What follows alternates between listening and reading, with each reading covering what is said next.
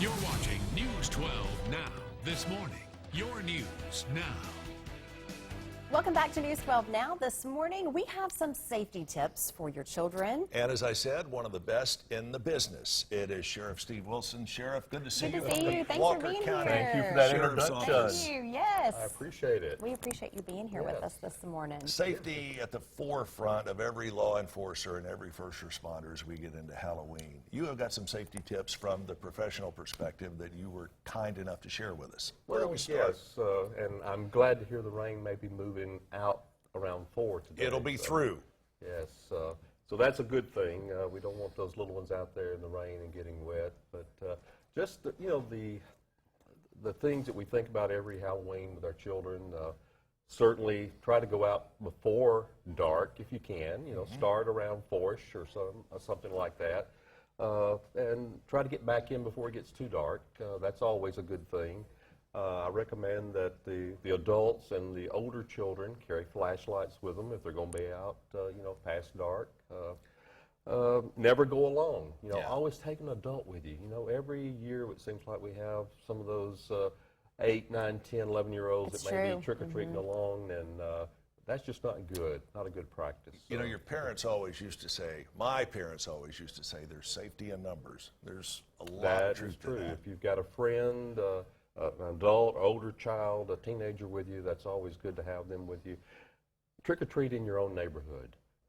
Do not go outside your neighborhood unless you know those people in that neighborhood.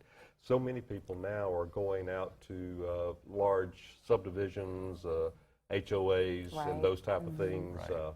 It's best to trick or treat in your neighborhood or with family members. Right. And a lot of kids, they'll go to those neighborhoods where there's multiple houses, 200 houses in a community, and they want to get as much candy as they can. do. It's important for parents to go through the candy as well, Sheriff Wilson, right? It is. When I was a child, a long time ago, we'd hear those horror stories about razor blades being in candy or being in fruit. That's another great tip, is to have the parent or guardian go through the candy and the fruit prior to eating it. We don't hear much about that anymore, but you never can be too safe. Yeah.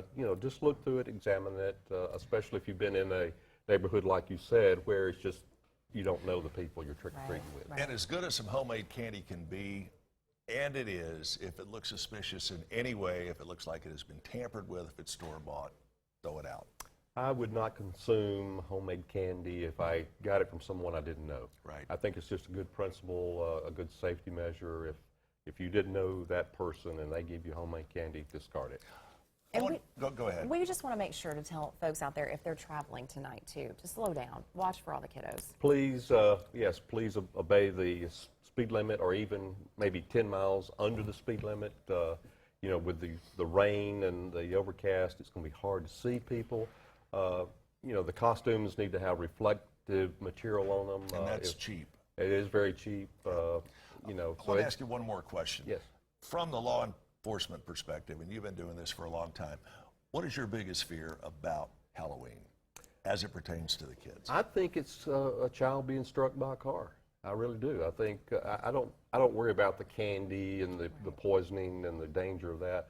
I worry about a child being struck by a car, because no one would mean to. It wouldn't be intentional by no means, but it's just this time of year, and especially with the weather the way it is, we really are concerned about that. And if you hit a kid, it's something you will take with you for the rest of your life. Oh, You'll yes. never be able It'd to be shake that devastating. burden. Walker County Sheriff Steve All Wilson. right, What a thank guy. Thank you so Thank much for you. coming. Always Thank good to you. see you. Can we get him like every week or two? I'm going to work something on that, like Chip. We'll I see think what you we can should. do. All right. All right, find out more about Sheriff Steve Wilson and the great work they're doing in Walker County. Check out the website, walkercounty.gov. Stay with us, everybody. We got lots more ahead on News 12 Now this morning. Up next is your top local stories. Plus, we're going to see what happened to Taylor. She's all dressed up and ready to go out for Halloween. Hi, Taylor.